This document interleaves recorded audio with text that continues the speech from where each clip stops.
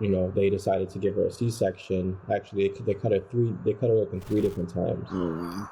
They performed the C-section. They didn't know where the bleeding was coming from, so they performed a hysterectomy and took out her uterus for no reason, Wow. just to find out that she wasn't bleeding from there as well. And then they cut her chest open to manually massage her heart. Well, Bruce McIntyre, thanks so much for being on the Nonfiction. Welcome to the show. How are you?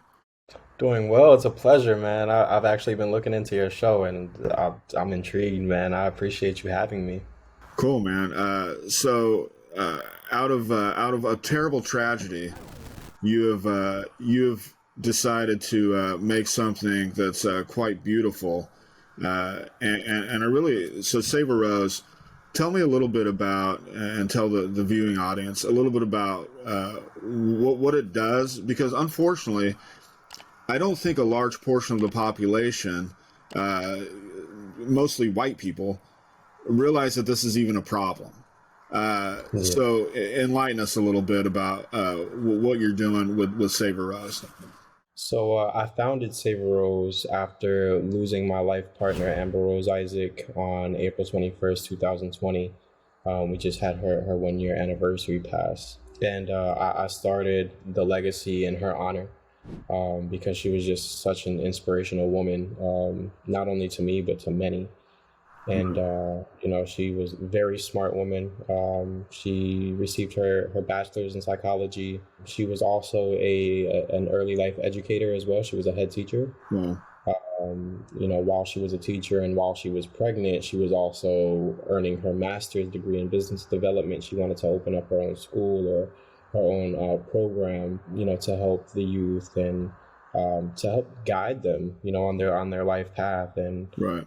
She's seen the struggles that a lot of these parents were facing. So she wanted to do, some after school programs that would help families with job security and things of that nature without having to necessarily worry about child care, and knowing that they're in good hands and that they're being well educated. I lost Amber due to an unscheduled C-section.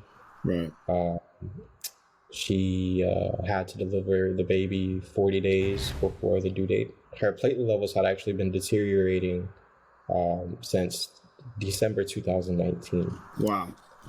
So you had a 4-month period, pretty much, where there's obvious signs of something wrong.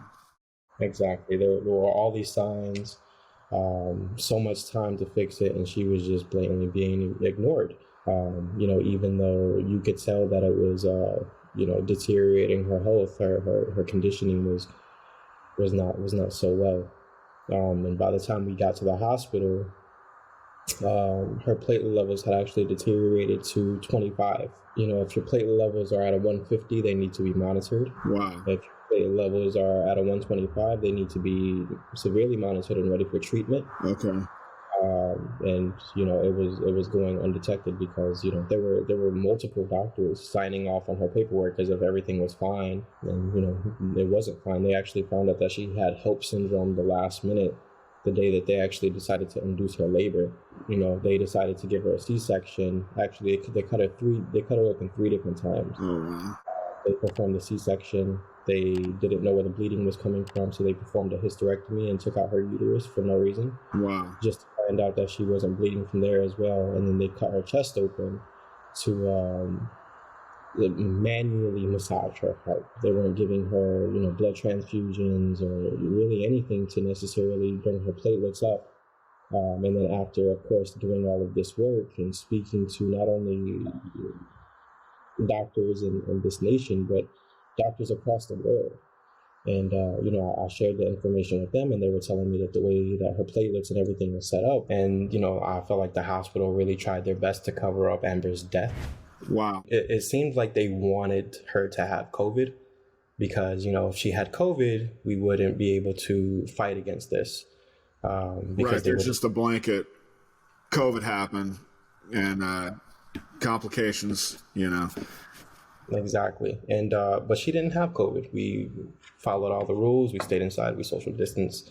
They tested her for COVID twice, came back negative, but they told her, oh, well, even though you don't have COVID, we're still going to treat you as if you were a COVID patient. They were trying to send Amber's body to Hart Island, which is where they dump the COVID patients in a hole. Wow. It was stressful for me because funeral homes weren't accepting anyone for the next 4 to 5 months. Luckily, someone seen, my advocacy work, and they wanted to help me out, and we were able to, get Amber a proper burial. Right. Which is great. And and it's just been really crazy to me. And on top of that, the death certificate was never stamped by a medical examiner, but the autopsy was done by her head surgeon that never showed up for her, so he could kind of just write whatever he wanted to write. Well, so the bottom line is, so you have a history of this incompetent doctors, several incompetent doctors, an incompetent hospital, and then a hospital, an admin that's trying to cover up how incompetent they've been the whole time. So what is the goal and the mission of the Save a Rose Foundation? So I founded the Save a Rose Foundation to combat and dismantle the systemic flaws within the medical system. Right. I've actually had to study as if I'm becoming a lawyer, a doctor, a birth worker, a politician, in order to, fight this system that has been bringing great injustice, as well as I've been, trying to take care of my community as well. Right. I've been trying to help mothers. I'm also bringing a birthing center out here to the Bronx. We're going to have the first ever midwifery-led birthing center. However, certain politicians like Governor Cuomo try to make things like that hard on us. Right. Because that's not something that they want to see, because that's something that they profit from. Right. And, I've been doing the research, especially here in New York City. In the Bronx, Black women are 15 times more likely to die than their white counterparts. In Brooklyn, it's 12 times. In Queens, it's 10 times out of 100,000 live births. And, 800,000 women per year are dying from childbirth. Right. These hospitals in our communities are being so substantially underfunded. Right. And a way for them to make up for their budget cuts or their losses, they're giving women C-sections left and right, because if you become a high-risk patient and you're getting a C-section, this becomes a surgical issue.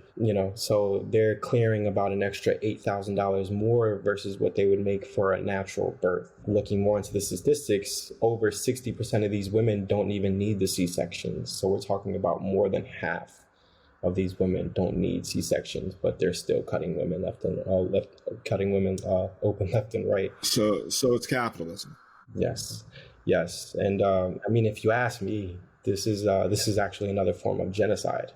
Totally. Yeah. It's just another form of genocide. And when you come into this, you're thinking there's a system that's set up for you, but clearly there's not. There's no system in place. And whenever you bring these issues up to politicians who, we're paying for their chair with our tax money, they're asking, oh, well, do you have a bill? Have you created a bill yourself for this issue? I'm just like, oh, well, that's pretty fucking useless of you. Right.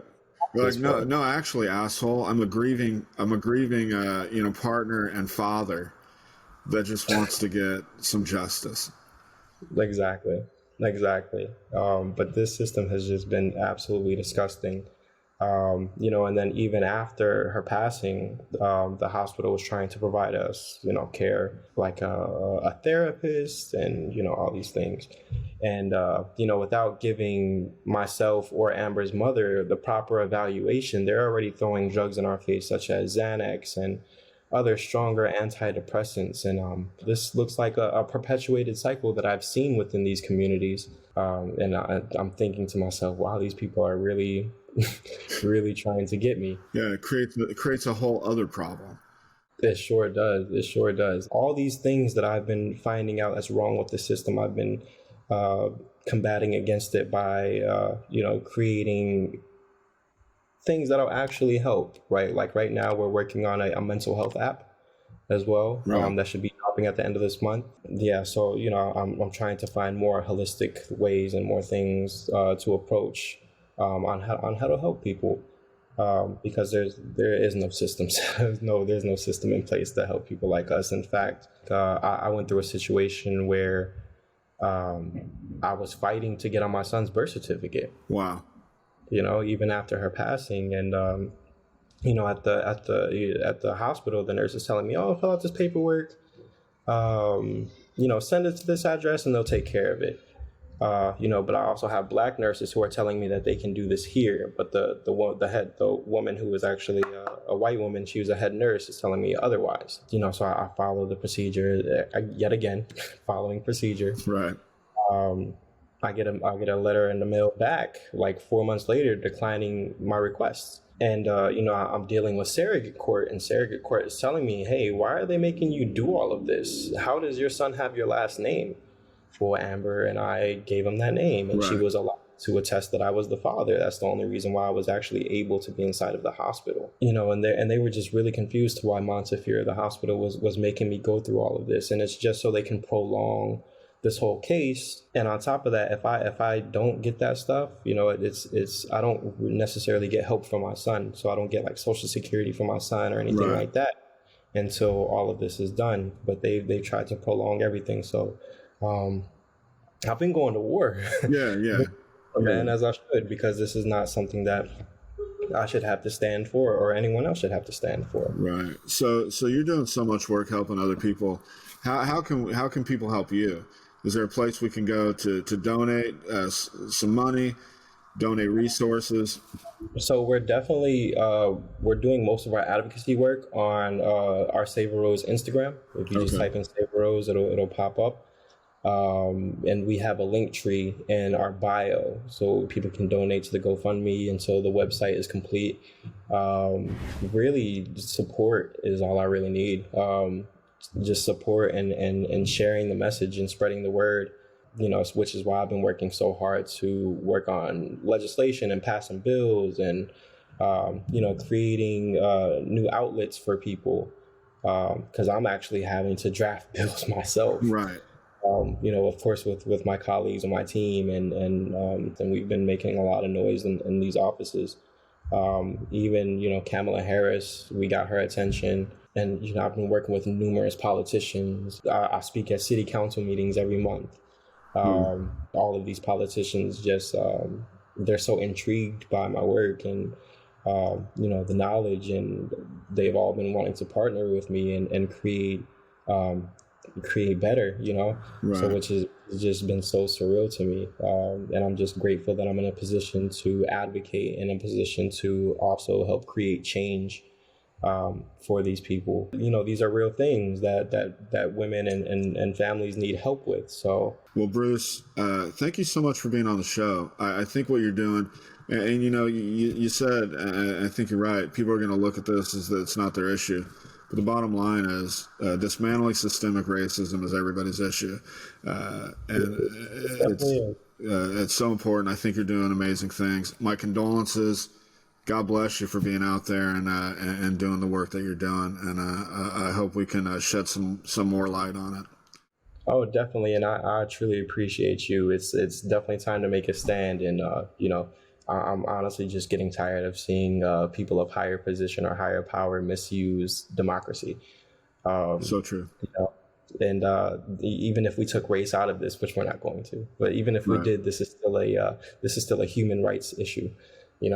Well, I appreciate you being on the show, and let's keep in touch. I have a podcast. I'd like you to be on the podcast too. So. Oh, I'm there. Cool. We can tell you on that one. We could talk for a long time about it. So. I'm there. I'm all for it. All right, Bruce. Thanks so much, man. Johnny, it's a pleasure. Thank you.